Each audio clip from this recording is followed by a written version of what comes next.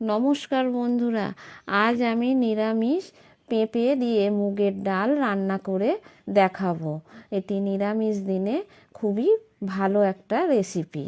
এই রান্নাটা অবশ্যই আপনারা দেখবেন।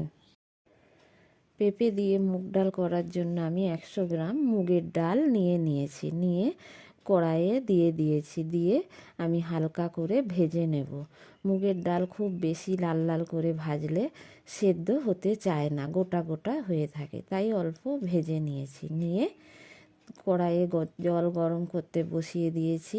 আর ভেজে রাখা মুগ ডালটাও জল দিয়ে ভালো করে আমি ধুয়ে নিচ্ছি। ভালো করে ধুয়ে নিয়ে জলটা ফেলে দিয়ে আমি ওই কড়াইয়ে যে জলটা বসিয়েছি সেই জলের মধ্যে ধুয়ে রাখা ডালটাও দিয়ে দিলাম।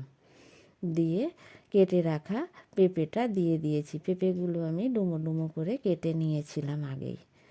ডাল ফুটে ওঠার সাথে সাথে দেখবেন একটা ফেনা ভাব ওঠে, সেই ফেনাটা আমি চামচ দিয়ে ফেলে দিচ্ছি।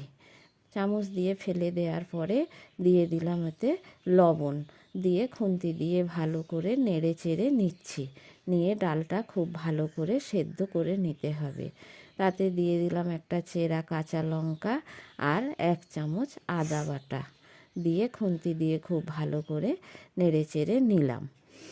নিয়ে এবার ডালটা খুব ভালোভাবে সেদ্ধ হয়ে গেছে, ডালও সেদ্ধ হয়ে গেছে, পেঁপেটাও খুব ভালোভাবে সেদ্ধ হয়ে গেছে। এই দেখুন, পেঁপেটা সেদ্ধ হয়ে গেছে খুব ভালোভাবে। এবার আমি পরিমাণ মতো জল দিয়ে নামিয়ে নেব। জল দিয়েছি, দিয়ে খুন্তি দিয়ে একটু মিশিয়ে নিয়ে ডালটা আমি একটা পাত্রে নামিয়ে নিয়েছি। এবার ডালে আমি ফোড়ন দেওয়ার জন্য কড়াইয়ে সরিষার তেল দিয়ে দিয়েছি।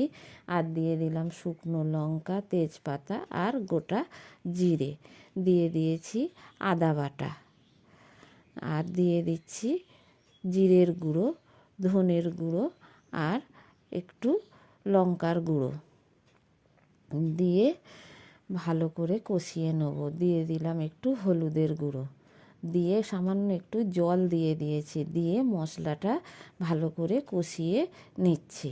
মশলা দিয়ে তেল ছেড়ে গেছে, মানে মশলা কষানো হয়ে গেছে। এবার আমি সেদ্ধ করা পেঁপে আর ডালটা দিয়ে দিলাম, দিয়ে খুব ভালো করে আমি মিশিয়ে নিচ্ছি মশলার সাথে। নিয়ে স্বাদ মতো লবণ দিয়েছি।